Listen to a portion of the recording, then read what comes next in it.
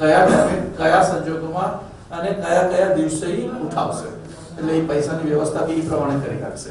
આજના વાત કેટલું થાય છે સાહેબ કે જ્યારે મિલર તમારી પાસે ખેડૂતો પાસેથી લીધેલો માલ કે તમે તમારું રોકાણ કરેલો માલ તમારા ગોડાઉનમાં કે તમારા ઘરમાં આડમાંથી ક્યાંય રાખી મૂકવો પડે છે, તમારા ઉપર લોડ વધે. તમે એને અમારી પાસે રિટર્ન ઓન ઇન્વેસ્ટમેન્ટ, તમે એટલું ઇન્વેસ્ટમેન્ટ કરીને રાખો છો પણ તમને એટલું રિટર્ન વળતર નથી મળતું. અહીંયા તમને એ જોખમ ઘણું ઓછું થઈ જશે, કારણ કે તમને ખબર જ છે કે આ તારીખે તમારે માલ આપવાનો છે, એ પ્રમાણે તમારે ઘણું તૈયાર છે. મેં તમને અગાઉ બી કહ્યું કે જેટલી તમારી સંગ્રહ કરવાની ક્ષમતા અને કેપેસિટી સારી જગ્યાએ જો તમારો માલ સારો રાખેલો હશે તો તમારા માલના 2 પૈસા વધારે આવશે. એક્સચેન્જના પ્લેટફોર્મ પર શરૂ થયેલા આ સોદાથી તમને સારા વેરહાઉસીસમાં માલ રાખવાનો મોકો મળશે, જેના થકી તમને ખબર છે કે આજે હાજરમાં માલની આવકો વધારે છે એટલે બજાર ઢીલું છે. તમારી કદાચ થોડી ઇન્વેસ્ટમેન્ટ કરવાની ક્ષમતા છે અને તમારે થોડી રાહ જોવાની ક્ષમતા છે. તમે વેરહાઉસમાં માલ રાખી દો, જ્યારે ભાવ ઉપર આવે ત્યારે તમે વેચી શકો છો. સામે પાર્ટીના જોખમના જે મુદ્દા અમે ચર્ચા કર્યા હતા, આ જે બ્લુ માર્ક દેખાડ્યા છે એ હાલની સમસ્યાઓ છે, અને જે રેડ માર્ક દેખાડ્યા છે, બ્રાઉન માર્ક દેખાડેલા છે જે મેં તમને, એ અમે લોકોએ કઈ રીતે આ માર્કેટને વધારે સુનિયોજિત કરવાના પ્રયાસ રૂપે પગલાં લીધા છે એ તમને દેખાડેલું છે. સીમિત તત્વોની વેપાર અને એની વૃદ્ધિ છે, નિયમનવાળા ક્રેડિટ પંચની પહોંચ છે, ડિફોલ્ટના કિસ્સામાં તમને વળતર મળે છે. આ આપણે ચર્ચા કર્યું છે.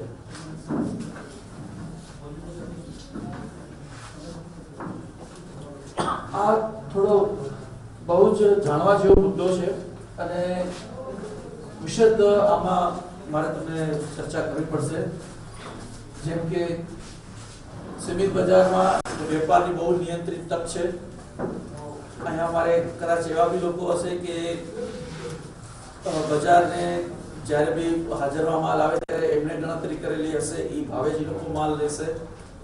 આવું હશે માર્કેટમાં, પણ એ લોકો એ નથી વિચારતા કે એમને ઉપર બી વેચવાનું છે. જો એમની સાથે થશે ત્યારે શું થશે?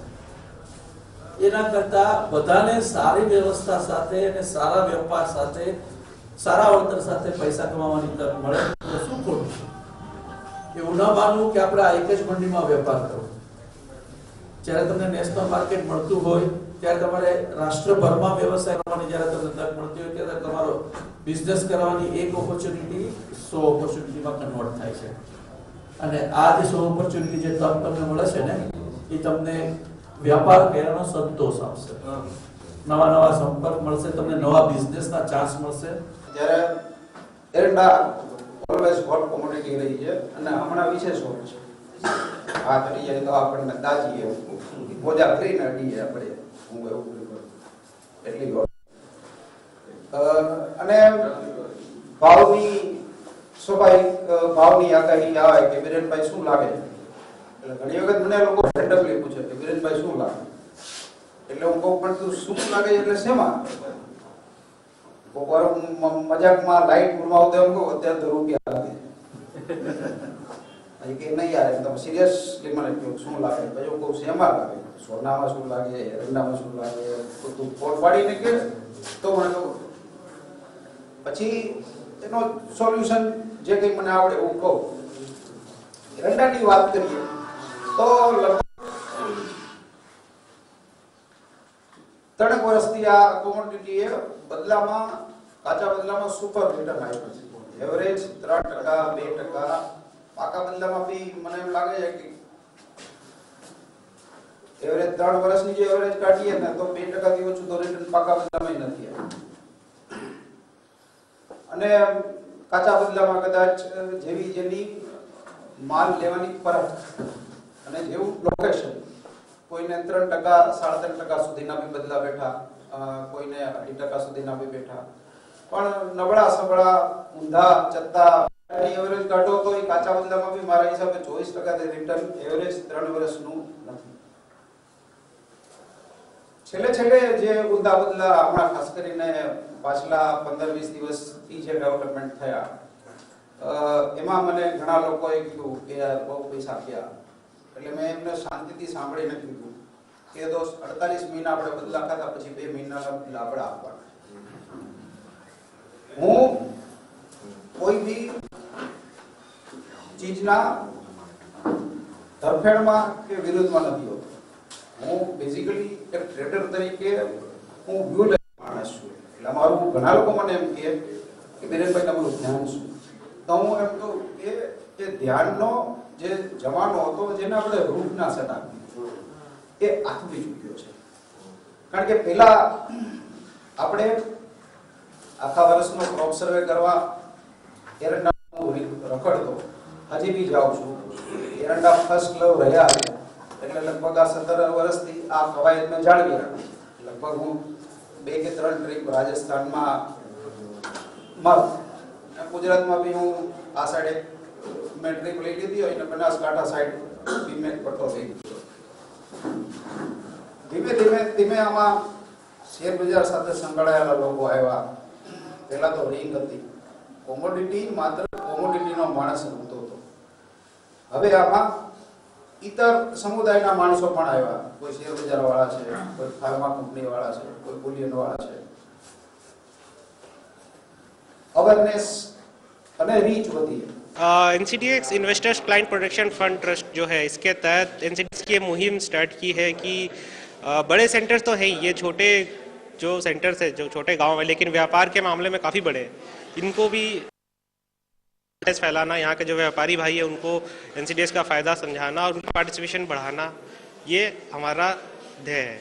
इसकी वजह से हम ऐसे सेंटर्स जो छोटे गांव हैं, भले ही गांव के रेस्पेक्ट में छोटे हैं लेकिन व्यापार के मतलब बड़े हैं, जैसे यहाँ पे कैस्टर, ग्वार, ये दोनों प्रोडक्ट काफ़ी ज़्यादा होते हैं, तो इस वजह से हमने ये सिलेक्ट किया था. નિષ્ણાતોએ વેપારની સામાન્ય જાણકારીથી લઈને ઉચ્ચ કક્ષાની સમજણ પૂરી પાડી હતી, જેમાં સાબરકાંઠા જિલ્લો ગુવાડ સીડ અને એરંડાનું હબ હોવાથી તેને લગતી આંકડાકીય માહિતી પૂરી પડાઈ હતી. કોમોડિટી બજારમાં 2 પ્રકારના સ્વરૂપ અત્યારે પ્રચલિત છે. એક હાજર બજાર, જેમાં આપણે હાજર માલ હોય અને કોઈને વાસ્તવિક સ્વરૂપમાં એની ડિલિવરી આપતા હોઈએ. બીજું એક વાયદા બજાર છે, જેમાં આપણે એક્સચેન્જમાં માર્જિન ભરી અને ટોકન રકમ જેને આપણે કહીએ સિક્યુરિટી ડિપોઝિટ એ આપી અને કોઈ ફોરવર્ડ ડેટ, કોઈ નિશ્ચિત દિવસે સ્ટાન્ડર્ડ લોટમાં 10 ટન, 20 ટન, 30 ટન એ રીતે લોટના સ્ટ્રક્ચર મુજબ કામ કરી શકીએ. એને વાયદા બજાર કહેવાય. આ સિવાયનો એક ત્રીજો બજાર છે, એને આપણે ઓટીસી ફોરવર્ડ તરીકે ઓળખીશું, જેમાં 2 પાર્ટીઓ પોતપોતાની સુગમતા અનુસાર કામ કરતી હોય. જેમ કે કોટન કોઈની પાસે હોય અને કોઈ મિલવાળાને મિલની વપરાશ માટે માર્ચ મહિનામાં જરૂર હોય, તો અત્યારથી ખેડૂત પાસે કે જીનર પાસેથી એડવાન્સમાં એનું બુકિંગ કરી લે કે ભાઈ મને માર્ચ મહિનામાં આટલો માલ આટલા ભાવથી આપજો. તો બંને વેચનાર અને લેનાર બંને તે ભાવને માન્ય રાખવા બંધાયેલા છે. એના આપણે જે સોદા છે અને ફોરવર્ડના જે સોદા છે એમાં બેઝિકલી કેવો તફાવત છે? અને એનો મુખ્ય તફાવત એ છે કે ફ્યુચરના જે સોદા હોય એ સ્ટાન્ડર્ડ લોટ હોય કે ભાઈ 10 ટન, 20 ટન એ રીતે. ફોરવર્ડમાં તમારો આવો કોઈ સ્ટાન્ડર્ડ લોટ નથી હોતો. જેમ કે ફોરવર્ડનો સોદો હોય તો તમે 1 ટન 35 ગ્રામ એવો ઓડ સોદો પણ આપી શકો. બીજું કે ફ્યુચર્સના સોદાની એક નિશ્ચિત સમયની મર્યાદા હોય કે ભાઈ 5 તારીખ ડિલિવરી ડેટ છે તો 5 તારીખે તમારે માલ આપવાનો છે. ફોરવર્ડ સોદો કોઈ પણ દિવસે હોઈ શકે, 2 મહિનાનો હોય ને 6 મહિનાનો પણ હોય. બીજું કે ફોરવર્ડમાં પાર્ટી ફિક્સ છે, લેનાર અને વેચનાર પહેલેથી ફિક્સ છે. વાયદાના બજારમાં તમારી કાઉન્ટર પાર્ટી એક્સચેન્જ છે, એટલે લેનાર અને વેચનાર વચ્ચે સોદો પૂરો થાય ત્યાં સુધીમાં અનેક મધ્યસ્થીઓ આવી જતા હોય. ફોરવર્ડ સોદાઓથી સામાન્ય સમજણ મેળવ્યા બાદ હવે NCDEX-ના ફોરવર્ડ સોદાની વિચારધારાને પણ સમજીએ. ફોરવર્ડ સોદા ઓવર ધ કાઉન્ટર ટ્રેડિંગ કરાય છે અને તે અત્યંત ઉચ્ચ કાઉન્ટર પાર્ટી જોખમોને અને ટ્રેડિંગ કરતા બેમાંથી કોઈ પણ વિરુદ્ધ સંજોગો પલટી ખાવાને સન્મુખ હોય છે. ફોરવર્ડ માર્કેટ સેગમેન્ટ પર કૃષિ કોમોડિટીઓમાં મોટે પાયે ટ્રેડિંગ થયું હોવાથી મોટી સંખ્યામાં કાઉન્ટર પાર્ટી ડિફોલ્ટ ઓછું કરવા માટે ખર્ચ અને અસરકારક અવરોધક ઘટવું જરૂરી છે. ઉપરાંત સ્પર્ધા પ્રોત્સાહિત કરવા અને સક્ષમ પ્રાઇસ ડિસ્કવરીની ખાતરી રાખવા માટે વ્યાપક બજાર પહોંચ પૂરી પાડવાનું પણ મહત્વપૂર્ણ છે.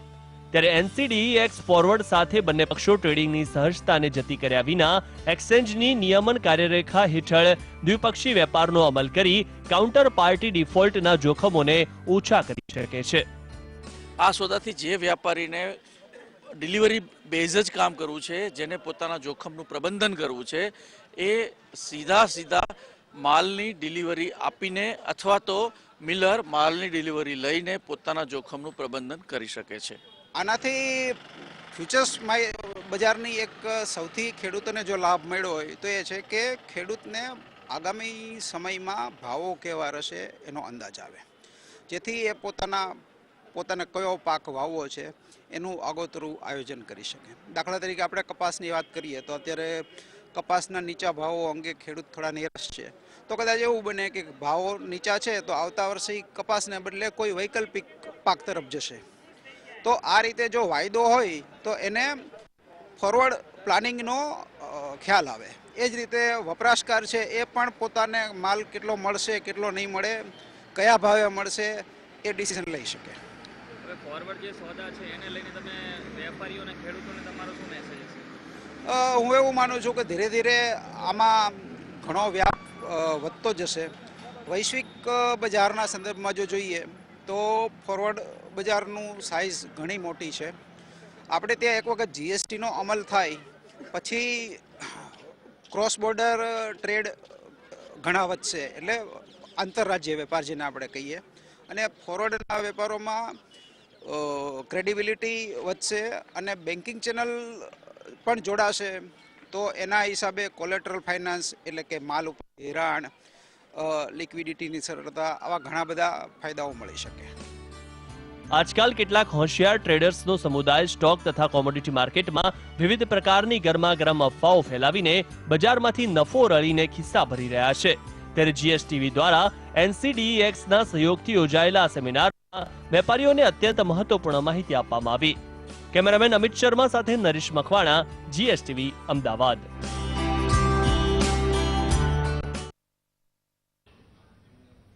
તો આગળ જાણીશું વધુ કેટલીક મહત્વની બાબતો. હાલ લઈએ એક વિરામ.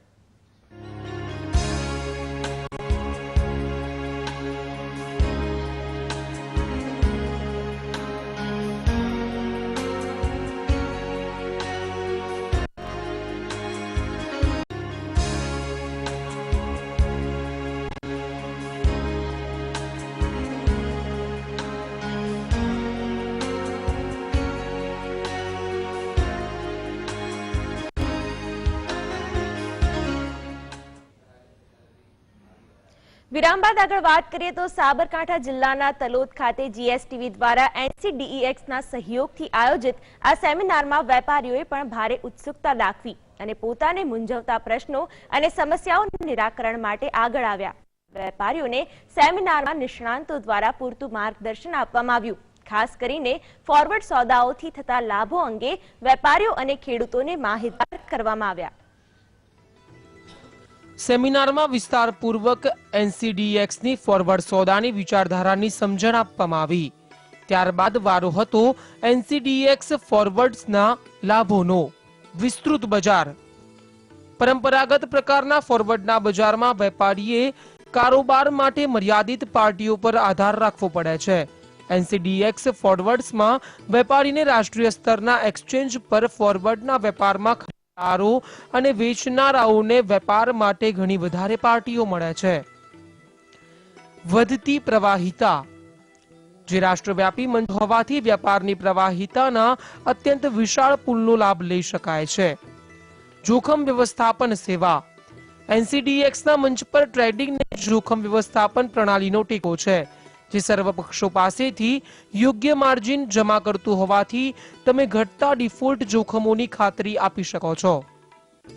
ભરપાઈની બાંહેધરી. બજારના સહભાગીઓ કાઉન્ટર પાર્ટી ડિફોલ્ટ જોખમો ઓછા કરી શકે છે. કારણ કે એક્સચેન્જ જમા કરાયેલા માર્જિનના પ્રમાણમાં ભરપાઈ પૂરી પાડે છે. આસાન અને ભરોસાપાત્ર ટ્રેડ, માત્ર ગુણવત્તાની વિશિષ્ટતાઓ, સ્થળ, સોદાની મુદત અને ડિલિવરીની તારીખ માટે સોદાને ગ્રાહકાભિમુખ બનાવાય છે. તો મિલરો, પ્રોસેસરો અને ટ્રેડરો વગેરે હવે બજારમાં તેમના વ્યાપ વધારીને ઇન્વેન્ટરીઓનું નિયોજન વધુ અસરકારક રીતે કરી શકે છે. આ સિવાય માલની ડિલિવરીના ઘણા બધા વિકલ્પો ઉપલબ્ધ હોવાથી વેપારી પોતાની જરૂરિયાત અનુસાર ઉત્તમ વિકલ્પ પસંદ કરી શકે છે. હાલના ફિઝિકલ માર્કેટમાં બી આવા સોદા ચાલે છે, પણ ઘણીવાર એવું થતું હોય છે કે આમાં ક્યાંય માર્જિન સ્યોરિટી હોતી નથી, એટલે ભાવની જેમ ચડ ઉતર થાય એમ પ્રતિપક્ષ મુકરી જતો હોય છે અને માલની પતાવટ માટે અથવા તો માલને લેવા માટેની મનાઈ કરી દેતો હોય છે.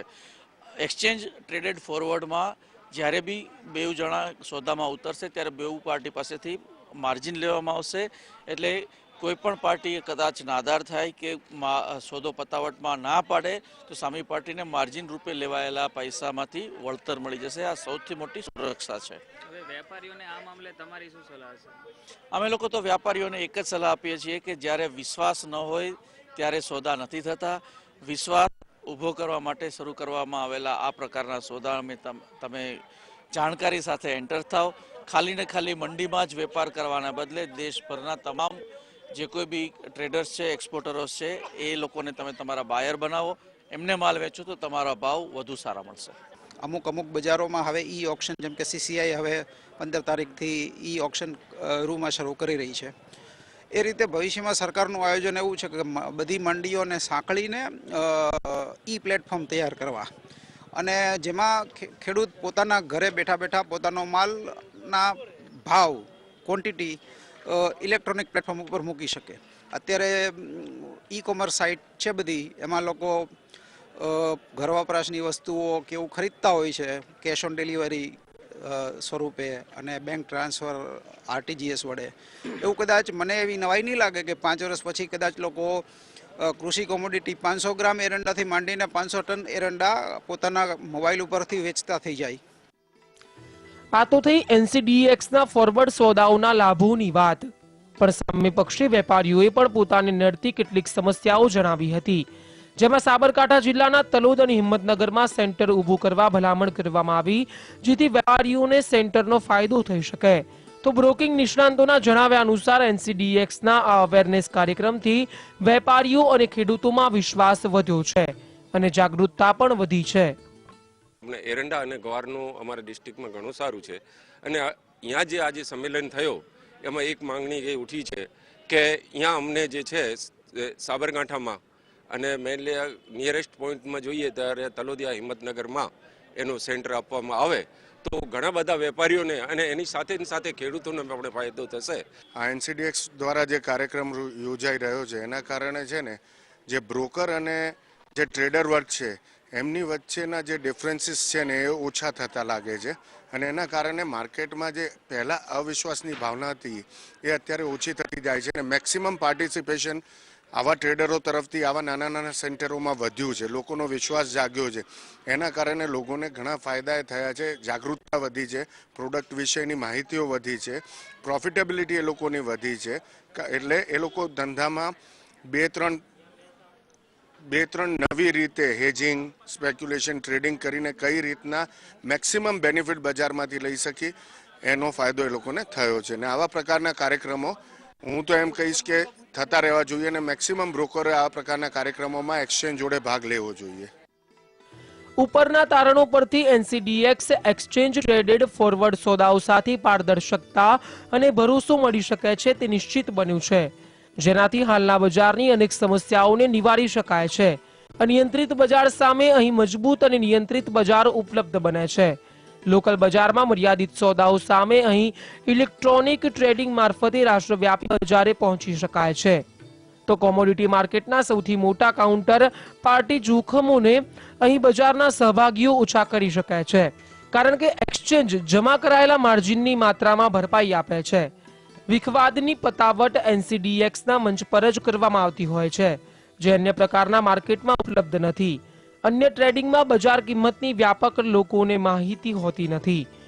તેની સામે NCDX લેણદેનમાં પારદર્શિતા સાથે બજારની કિંમતની પણ યોગ્ય માહિતી પૂરી પાડે છે. આમ ડિલિવરી સ્થળ, ગુણવત્તા આધાર, લઘુત્તમ બીડ માત્રા, બાયર પે ઇન, માલની ડિલિવરી અને ખરીદદાર વેચાણકાર ડિફોલ્ટના જેવા વિવિધ મુદ્દે NCDXના ચોક્કસ નિયમોને કારણે વધુને વધુ વેપારીઓ તેના ફોરવર્ડ સોદાઓ તરફ વળતા થયા છે. કેમેરામેન અમિત શર્મા સાથે નરેશ મકવાણા, GSTV, અમદાવાદ. તો આ સાથે જ અમારી વિશેષ રજૂઆતમાં હાલ બસ આટલું જ. આપ જોતા રહો GSTV. નમસ્કાર.